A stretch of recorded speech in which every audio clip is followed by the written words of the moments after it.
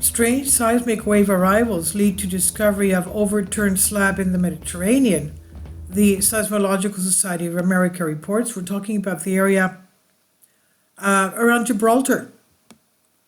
Strange seismic wave arrivals from 2010 earthquake under Spain were the clues that led to an unexpected discovery beneath the western Mediterranean, a subducted ocean slab that has completely overturned. The waveforms paint a picture of a slab that descended rapidly into the Earth's mantle and flipped over, so that the water it carried on its surface as it descended is now beneath the slab.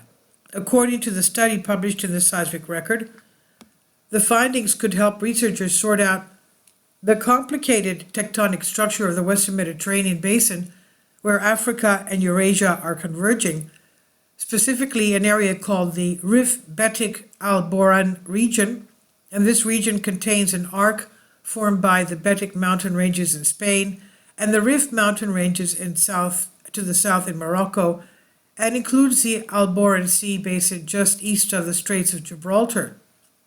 The study might also shed light on the mechanisms behind rare and deep, that's more than 600 kilometers, earthquakes in southern Spain. Write Diane Sun of the University of Science and Technology of China and Megan S. Miller at the Australian National University. Seismic waves from one of those earthquakes, magnitude 6.3 quake, that occurred below Granada in April 2010, were captured by an array of seismic stations in Spain and Morocco as part of the program to investigate convecting Alboran Sea System Overturned, Picasso project for short.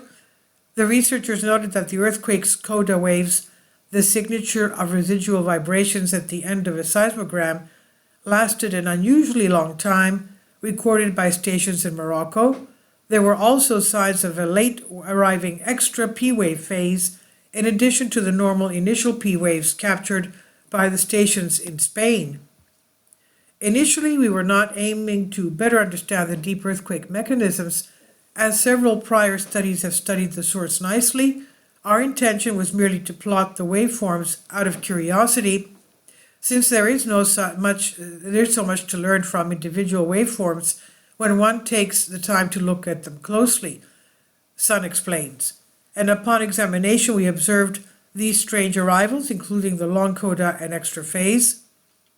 Sun and Miller concluded that the long coda and extra P-wave phase could be best explained by a low velocity layer at the base of the subducting Alboran slab. Low velocity layers, through which seismic waves are slowed and absorbed, often indicate that the waves have passed through melted or liquid material.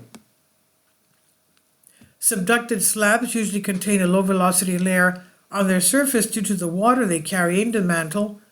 Here, through the modeling and detailed waveforms, we are able to image the low velocity layer underneath the slab surface dipping to the northeast, unlike a normal subducted slab with a low velocity layer on top of the slab surface, Sun said. This strange occurrence between the slab and low velocity layer suggests the occurrence of the overturned Alboran slab.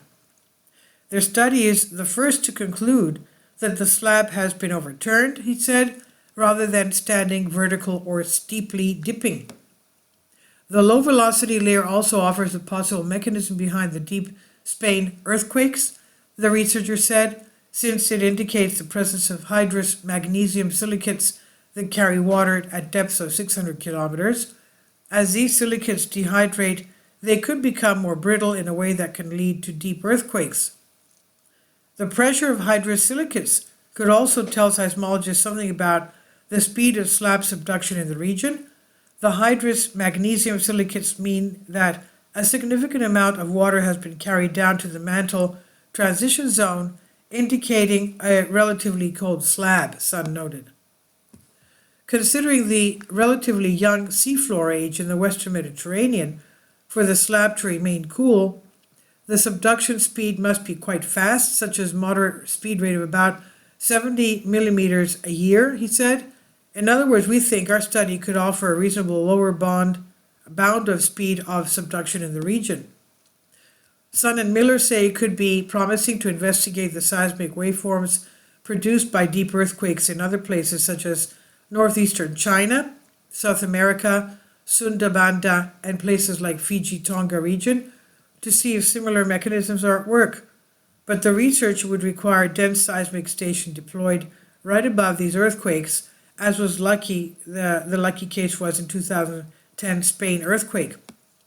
This is from the Seismology Society of America by Dao Yan Sun and colleagues. Please leave your comments and thank you for your support. Kindly support my Patreon account. The daily posts are 5 videos daily and they are totally different from what I have on my YouTube channel. Thank you so much for your support and that you find all my content so interesting. You'll find the Patreon account details in the description box below.